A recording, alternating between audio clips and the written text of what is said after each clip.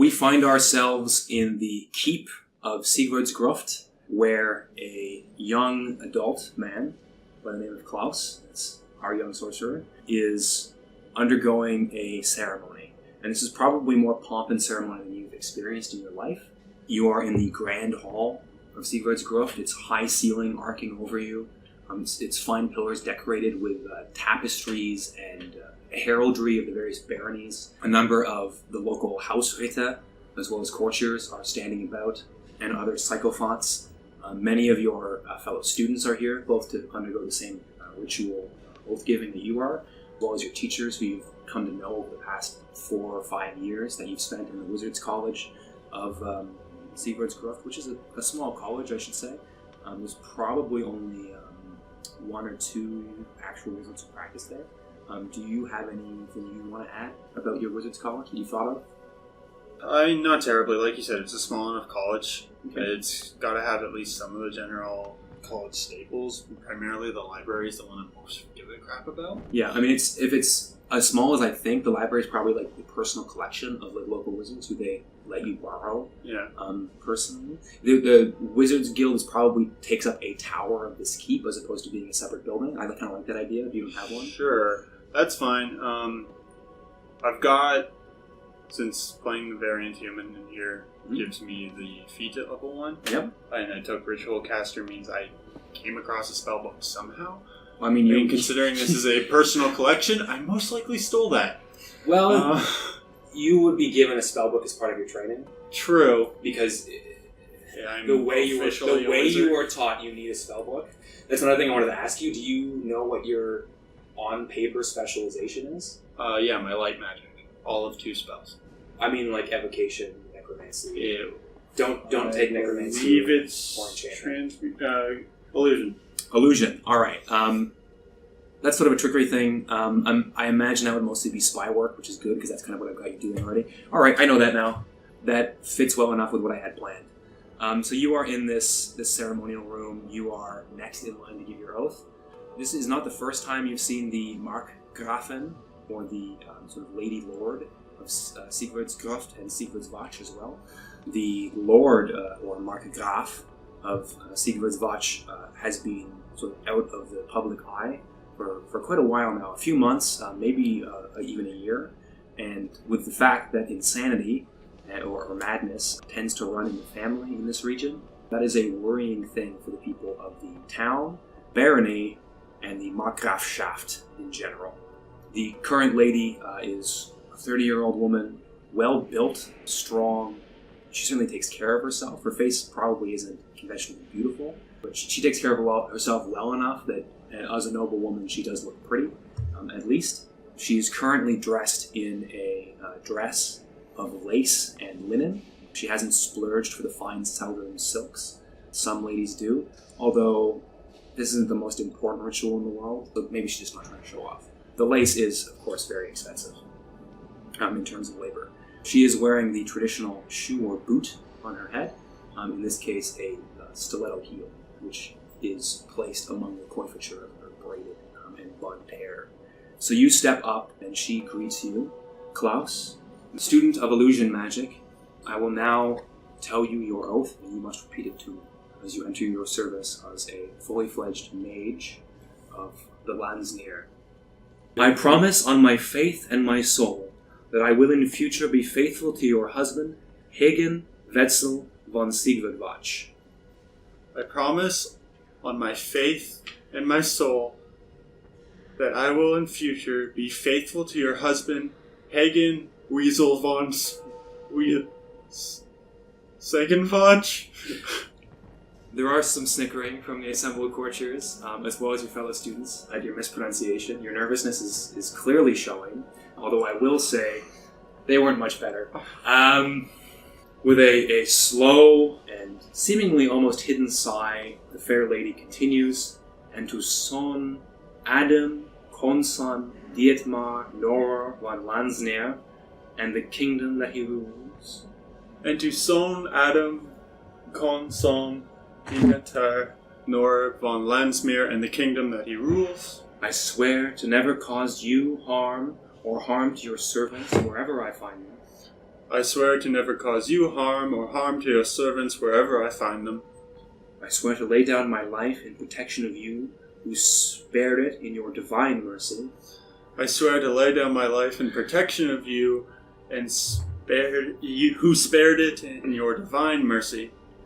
I swear to hunt down and slay wild wizards who work evil in your domain. I swear to hunt down and slay wild wizards who work evil in your domain. I swear to bring any knowledge, new or found, to the attention of the Archmage, to deal with as he sees fit. I swear to bring any knowledge, new, to the attention of the Archmage who... Or found, new or found. I swear to bring any knowledge, new or found, to the attention of the Archmage, who will deal with it as he sees fit. I swear to bring any knowledge, new, to the attention of the Archmage, to deal with it as he sees fit. She seems to ignore the sass. Mercifully. Finally, I swear to fly like the wind when summoned, and to complete the geese given to me in protection of you, the Somme and the kingdom. Finally, I swear to fly like the wind when summoned, and complete the geese given to me in the protection of you, the Somme and the kingdom. She removes her hands from yours when you're stooping in front of her, bids you to rise, no longer a student of the Wizard College of Sigvard's Gruft, but now a fully fledged wizard in your own right. Like every single wizard before you, she hands you a letter and tells you to deliver it. In your case, you will be delivering it to a wizard couple in Heftkruz to the north. Heftkruz. Mm-hmm. That's your first quest as a fully fledged wizard of the Landsmeer in Torith. You step aside among those fellow students who have now become fully fledged wizards and watch the remaining few complete the same ritual with the odd fumble. Every now and then one of them has to repeat a line just like you did.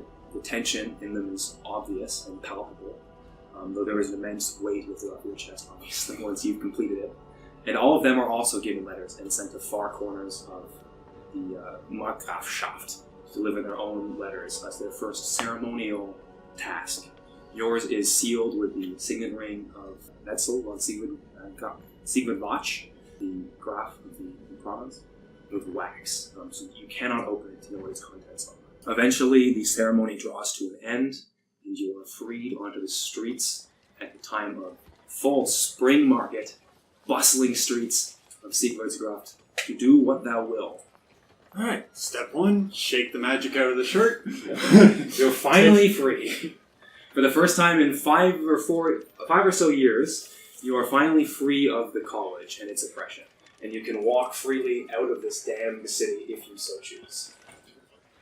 Really? It's a good feeling. Deep breath in, blow it out, knock the blue out of my shirt, go back to the brown, dull my hair back from what it was. Using magic to spruce myself up for my ceremony. Beautiful. I'd head towards wherever the hell I lost my head. Speaking of that, I realize, the bad DM that I am, I forgot to ask you to give a description of your character. Of what I look like? Yeah. So, now that you've started already, why don't we continue that and get an end to that description? So, for anyone wondering, that would have started off with me in my better dress, since it was a somewhat fancier ceremony. Oh, it was definitely a fancy ceremony. That said, I don't exactly have a lot of money. So, my basic peasant tunic, which would be what? Wool? Like that? Probably linen. It could be wool. Yeah. Okay. It's spring, so you probably wouldn't be wearing wool. Yeah. It's a bit too warm for that. That would be my other one. So I'll go with this is my linen. I have 2 tunics. This is my linen tunic, which is traditionally I don't know, an off-white, a white that's off, Cream. merging into brown area. Eggshell. That I used a magic on to make it appear a darker blue for the ceremony. I'm wearing my leather belt, which is my good belt, and my nice pants, which are just, I guess, linen trousers. Are you wearing joined pants, or are you wearing hose that are tied to your grays or undergarments? The second hose. Yeah, okay. Into my... Oh, you would do leather shoes here. You could wear leather shoes. Your hose could have soles to them. Leather soles, if you have socks on the end of them. Yeah, it's probably actual shoes in this particular case. Soft-soled or hard-soled? Soft in this particular case. Which my character's not comfortable in. He prefers his hard leather boots, but standing on ceremony. Mm-hmm. Into the more appropriate, or the more important characteristics. He is human. He stands probably in the 5'6" range. Finally, we have heights. Just in case anyone's wondering, Duckmen stand between about 3 and 4.5 feet tall. And elves are slightly taller than humans, or they're generally shorter. I'm going by the traditional 5e, so I think Ian's character is like 5 foot 5 or 6. I may be wrong. Yeah, something like that. Yeah. So actually about the same height comparatively. Weighing in at around 180. He's not very muscled, like at all. Mm-hmm. He's got a bit of it from some more recent work, but that's about it. He isn't very heavy set either in that particular case, although 180 is not bad for that height. He's led a comfortable life, not rough like our other two.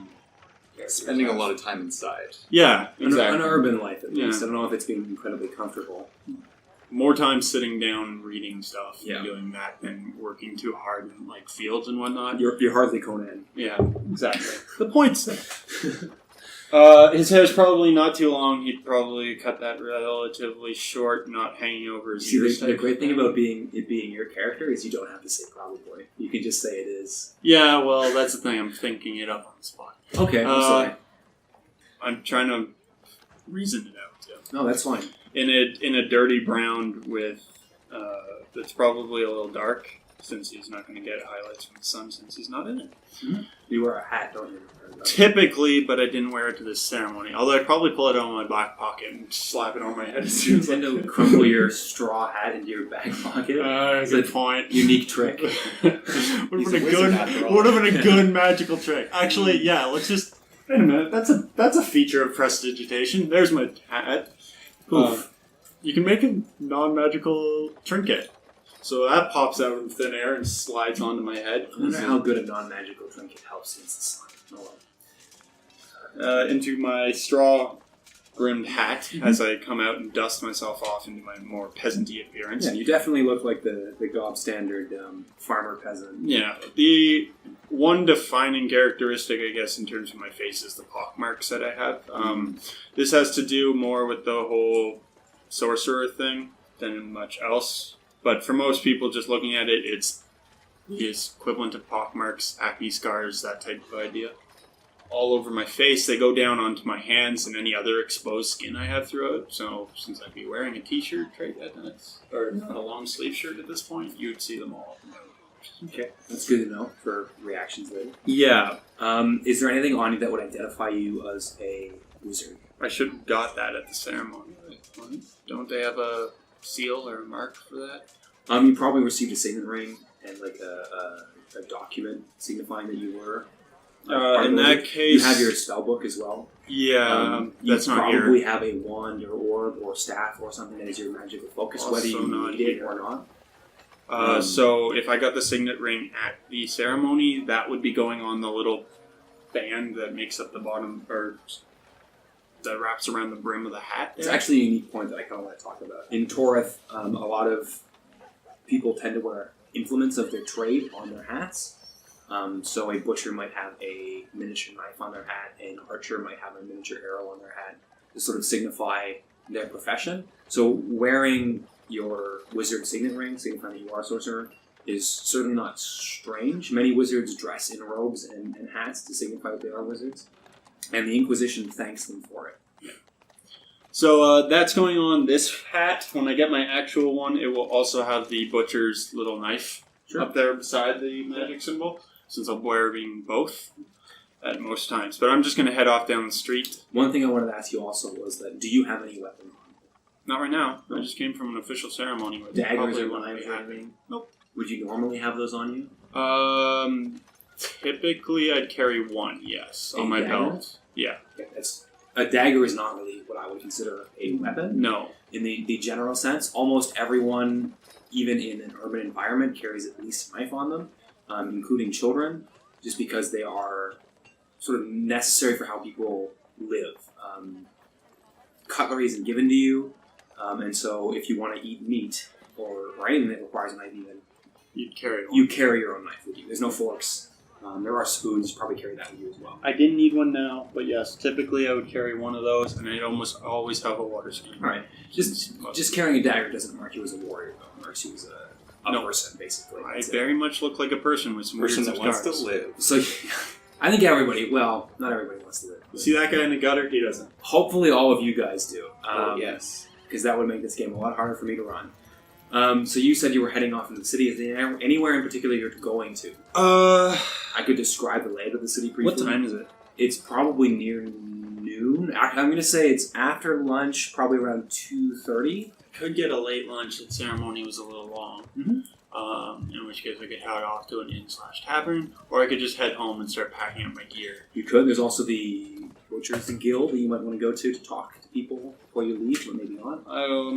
You know what? For now, we'll just do lunch. Okay. Because that seems like a good starting point. So you're heading off to an inn. That's incredibly convenient for me. And I appreciate There may have that. been a reason for that. I definitely appreciate it. Thank you. It shows that you're a good player. Play nice. It makes sense too, so I'm not opposed. So to we it. are changing scene as he also merges with the hordes of people journeying to the spring market, which draws sort of caravanners from across the province and slightly beyond the province, but not entirely, to an inn, the Battered Mare,